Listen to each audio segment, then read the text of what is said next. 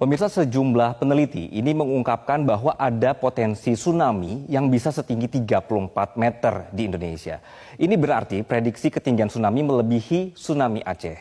Nah, ada penulis utama dari BMKG, Pepen Supendi, dari penelitiannya mengungkap bahwa potensi ini berkaitan dengan tingkat kegempaan yang tinggi, yang di dalam, serta juga di wilayah Jawa Barat dan juga Sumatera yang merupakan akibat dari pertemuan lempeng Indo-Australia dan juga subduksi di bawah lempeng Sunda. Nah, ini ada datanya di sebelah saya ini. Jadi ini ada temuan ya, pemirsa. Jadi ini benar-benar nyata, jadi bukan ada hasil rekayasa. Jadi mereka sudah berkumpul dalam penelitian ini. Terdapat sejumlah ahli kegempaan dalam negeri, ada Dwi Kora Karnawati, kemudian juga ada dari Tato Yatimantoro, dan juga Daryono dari BMKG, dari BRIN juga ada, termasuk dari University of Cambridge juga ikutan di sini, termasuk dari BNPB.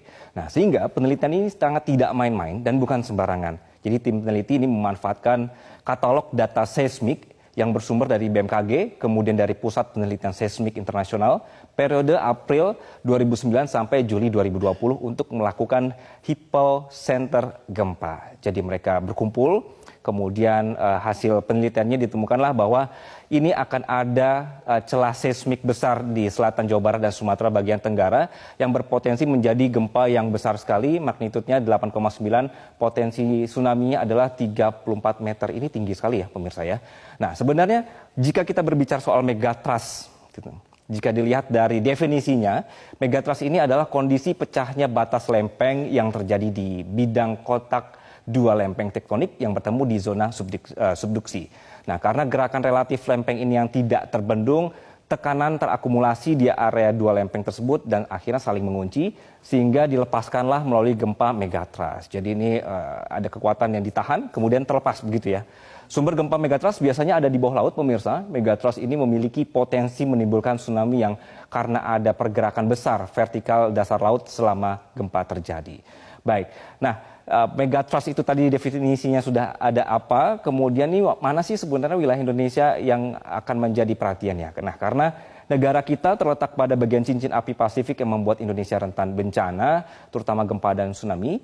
Dalam buku Pusat Studi Gempa Nasional disebutkan bahwa sumber gempa dari segmen megatrust hanya berjumlah 13 segmen. Tapi ini bukan hanya sebenarnya. Jadi kami coba ilustrasikan di sebelah kanan saya, kalau bisa difokuskan atau di sebelah petanya, pemirsa. Jadi ini adalah segmentasi megatrust di Indonesia, ada beberapa.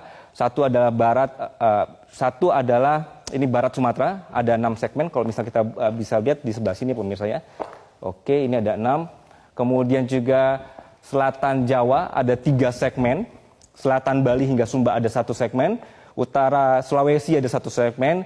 Lalu Maluku ada 1 segmen. Dan Utara Papua ada 1 segmen. Ini adalah yang sudah dipetakan. Nah, kemudian yang berwarna oranye yang Anda saksikan ini adalah ilustrasi misalnya keberadaan subduksi lempeng Indo-Australia yang menujam ke bawah lempeng Eurasia.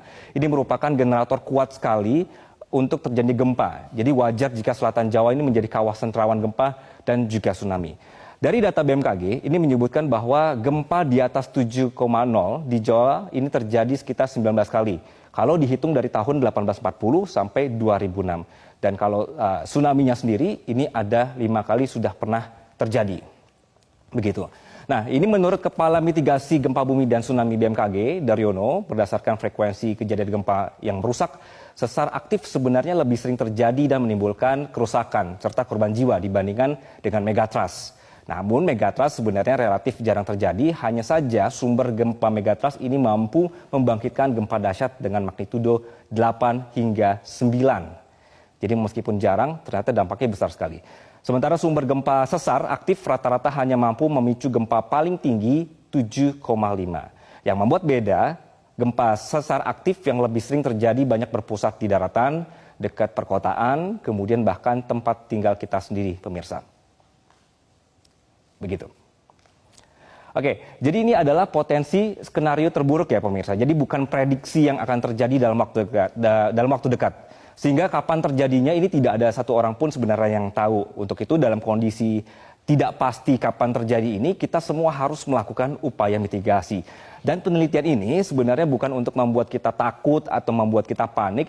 Sudah cukup banyak sebenarnya peristiwa bencana ini di masa lalu. Jadi kita perlu untuk terus mempelajarinya untuk meminimalisir dampak dari megatrust itu sendiri.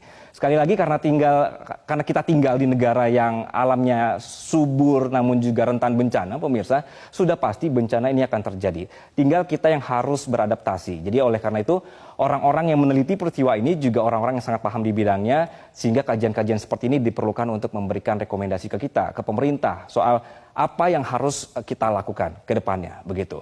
Nah, itulah kenapa setiap ada kajian seputar bencana, ujung-ujungnya sudah pasti akan membahas mitigasi bencana. Nah, sudah siap belum seandainya ini amit-amit begitu ya, seandainya terjadi potensi tsunami 34 meter ini. Nah, gunanya penelitian ini juga membuat kita punya rencana penanganan bencana. Namun apakah dari pemerintah juga siap, kemudian juga bagaimana dengan pemerintah di daerah, apakah sudah satu frekuensi soal penanganan bencana.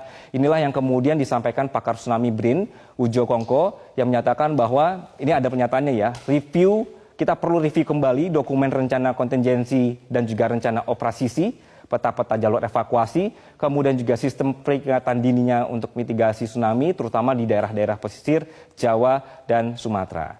Nah, jika kondisinya saat ini sudah ada permukiman manusia di daerah pesisir, bagaimana kemudian kita mengatur tata ruang dan pergerakan saat tanda-tanda tsunami muncul? Inilah butuh fokus pemikiran juga untuk kita menjadi sigap terhadap bencana, begitu. Dan yang terpenting, pemirsa, ini juga harus kita semua sebenarnya harus mau meluangkan waktu untuk tahu langkah-langkah kalau misalnya terjadi atau terjebak dalam kondisi darurat itu seperti apa.